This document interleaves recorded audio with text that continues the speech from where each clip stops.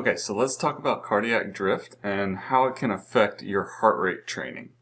How's it going, guys? My name is Justin Thompson. I'm your average running PT, and I help the average runner achieve their own personal elite status. If that's something you guys are into, then go ahead and hit that subscribe button and click the bell so that you guys know when the next video comes out. So I keep mentioning it, but I haven't gotten the chance to do an actual video on it yet. And today we're talking about cardiac drift, or cardiovascular drift, or heart rate drift. And it's a concept that if you are doing heart rate based training, you're probably running into this. I don't want to call it a problem because it's actually very normal. But it may seem like it's presenting as a problem for you, especially if you're trying to stay in a certain heart rate zone or within a MAF range or zone 2 or even zone 1. So if you are training by heart rate and you are experiencing this cardiac drift, then this video is definitely for you. So what I want to do first, though, is I want to try and make sure that we kind of define a few terms. I want to define some terms that we're going to use during this video. Also define exactly what cardiac drift is and see how it all kind of plays together. And then we're going to give you a couple of different reasons why I feel that cardiac drift actually occurs. So let's go ahead and jump right into this. So the first thing I want to do is make sure that I define a few terms. So I've got a piece of paper in front of me that's got these things on it, so just so that I remember what I'm even talking about here. So I want to make sure that we break down a few things here. First of all, heart rate. We know what heart rate is, but basically it's the number of beats that happens over the course of a minute. Usually it's measured in a minute. So let's say somebody's heart is beating 50 times in a minute. Their heart rate is 50 beats per minute.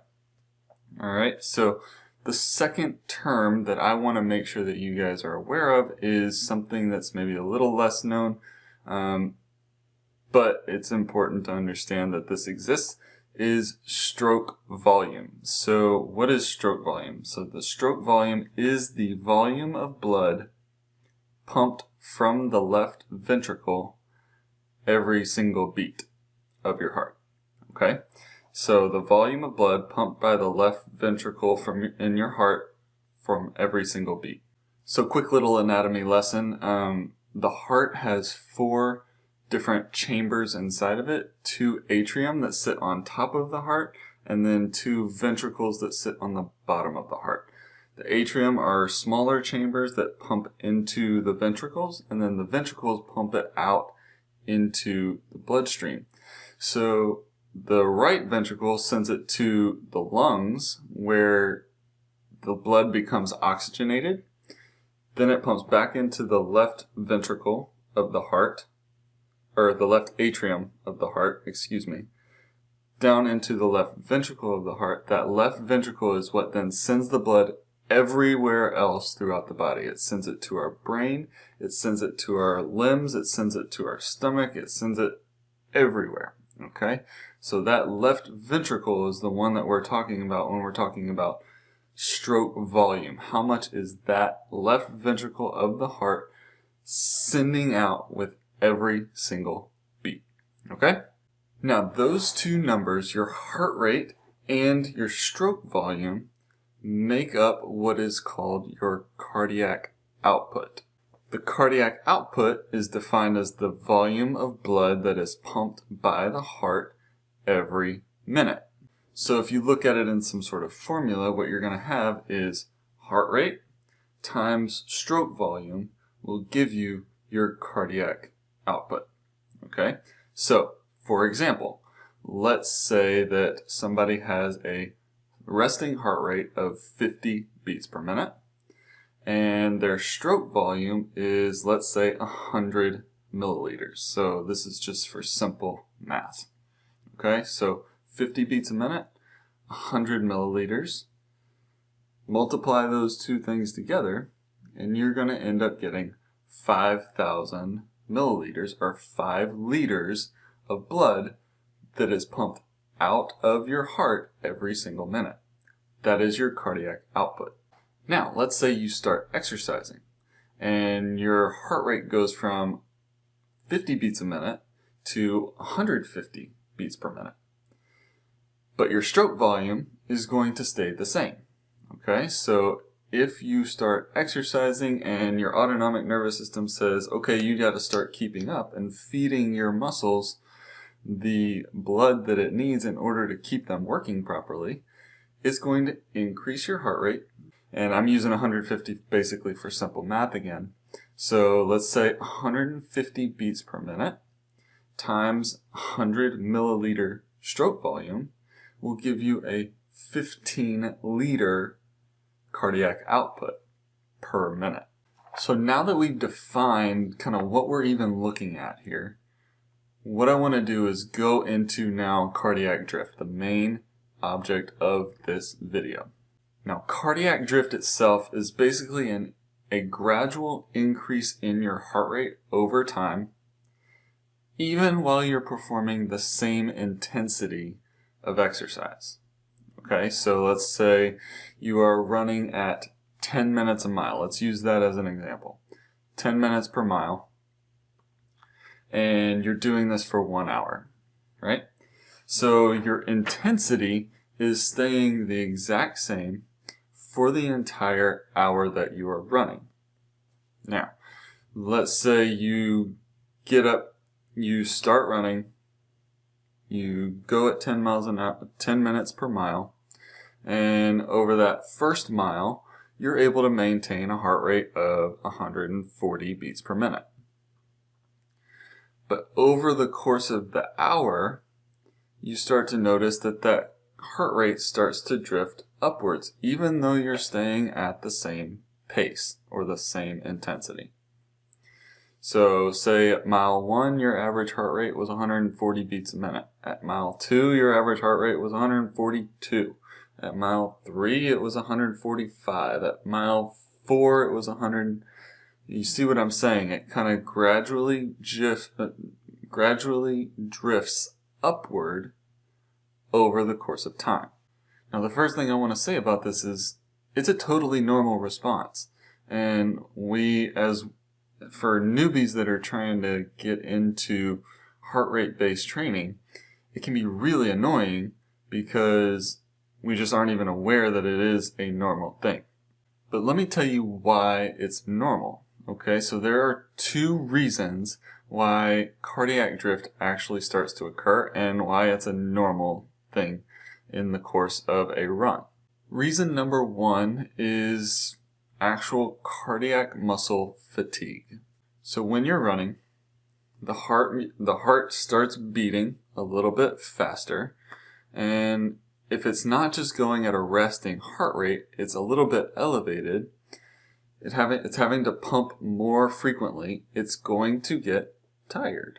And even though it's designed to pump a lot, literally lasts your entire lifetime pumping every single second of the day, it still gets tired if it gets elevated over time. So just like if you start running versus walking. So you can probably walk for a long distance and not get really tired. But if you start to run and you start having to use your muscles significantly more, then your muscles will start to get tired much faster, especially if you start sprinting over walking. Now for me, I notice this quite a lot whenever it's the day after a hard workout. So let's say I go and I run some sort of interval workout or a harder workout on Monday, and then I come back on Tuesday and I feel like my heart rate starts to drift up quicker than if I didn't have a hard workout the day before. Now, this could be muscular fatigue, but I think it's more of a cardiovascular fatigue as well, because it's the heart rate that's drifting. It's not necessarily your muscles that are hurting you or slowing you down. So for example, Monday this week, I went and ran a hard kind of interval session. I did 2 by 3 minutes. at CV pace, and then I did 4x400 at VO2 max pace. So I taxed the heart because my heart rate was getting up into like the 170s and 180s on that workout. And so the next day when I went to do my recovery run, I was running pretty slow and I was still struggling to keep my heart rate under my normal MAF number. Now, when we're talking about cardiovascular fatigue, let's go back to the cardiac output formula that we talked about earlier. And remember, we talked about heart rate times stroke volume equals your cardiac output. So what's happening when your heart gets fatigued that is changing this formula so that your heart rate ends up going up? Okay, so obviously there's only two variables to this equation. It's heart rate and stroke volume. So if the heart rate is elevated, that means that the stroke volume has to be decreasing. So why is that? Well, if your heart muscle is fatigued, then think about it this way. If you are lifting weights and you lift 200 pounds, right? You do a 200-pound deadlift. Well, you're probably going to have some difficulty with doing, at least more difficulty doing it on the 10th rep as opposed to the first rep, okay? And your muscles literally aren't going to be able to generate as much power with each rep towards the end. So what happens to the heart? Well, if your cardiac muscle is fatigued, then it's not going to be able to generate as much power to pump out as much blood with each individual beat. Therefore, the stroke volume is going to decrease. If it just doesn't have enough power to pump out the same amount, then it's going to pump out less. And then the heart rate has to increase in order for your cardiac output to stay the same. Now, the second reason that cardiovascular drift occurs is because of dehydration. And let's talk about this in terms of that same cardiac output formula. So, heart rate times stroke volume equals cardiac output. Well, let's say you are sweating a lot and you just don't even have the same amount of blood volume in your body that you had at the beginning of the run. So if you think about it, you go and you weigh yourself at the beginning of a run before you run, and then you weigh yourself after you run. You might lose a pound or 2 pounds worth of water weight. That's a lot of water to lose. And basically what's happening is your body it's sending more blood to your skin for you to produce sweat so that you will end up cooling yourself off over the course of the run. This is why running in the heat tends to, at least in my experience, create a bigger or faster cardiac drift than running in cooler weather. This is something I noticed significantly in the 2 different times that I've worked on MAF training. When I started with it back in November of 2019, it was cooler weather, and as I got to the end of that 3-month segment, I was able to run about 9, sometimes even under 9 minutes a mile, and still keep heart rate under my MAF number. But now I'm running more like in the range of 950 a mile and still having trouble with keeping that heart rate under my MAF number. So that's why when you train by heart rate, you really need to be aware of what your pacing is like, even when the temperatures are changing. If it's hot outside, you're probably going to have to start out slower in order to keep your heart rate under control. So how do I try and control for cardiac drift when it's so stinking hot outside here in Florida in the summer? Well, I make sure that before I go out for my run, I drink about 20 to 25 ounces of water and then wait about 20 minutes so that gets into my bloodstream so that I'm a little bit more saturated, I guess you could say, in blood volume before jumping out there on my run. dehydration is not necessarily something you want to try and, track down throughout the course of the run. You really want to get ahead of it, and that's why I like to make sure that I'm kind of overhydrated before I step outside on that run. Of course, you have to make sure that you're not getting your electrolyte balance all out of whack or anything like that too. So just kind of be aware of that as well. So in conclusion, again, cardiac drift is normal. It's going to happen. In fact, here's an example of when it happened to me on yesterday's run. What you'll see from these two pictures, my pace kind of stayed the same on the back end of that run. So for about the last 2/3 of this run, the pace stayed roughly the same. But as you can see, the heart rate kind of wants to drift upward.